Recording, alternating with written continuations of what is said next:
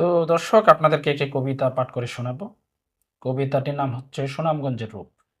লিখেছেন কবি মিনহাজ ফয়সল। তো আসলে ফয়সল ভাই আমার অত্যন্ত একজন প্রিয় ব্যক্তিত্ব।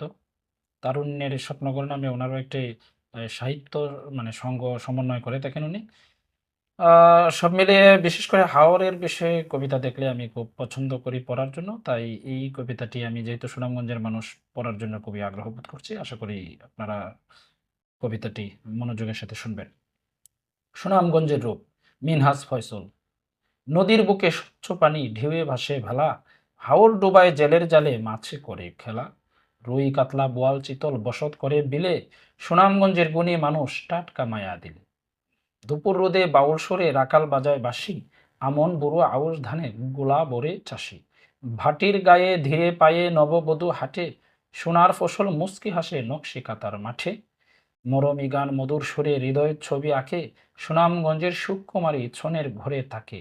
বালু পাথর কয়লা গ্যাসের সুনামগঞ্জই খনি, গানের দেশের প্রাণের মানুষ মনের দামে ধনী। ভাটির মানুষ লোকগানে মনের কথা বলে, সুনামগঞ্জের সোনার মানুষ মিলেমিশেই চলে। অত্যন্ত সুন্দর এবং হৃদয়গ্রাহী কবিতাটি। ধন্যবাদ দাদাকে এমন একটি সুন্দর কবিতা লেখার জন্য।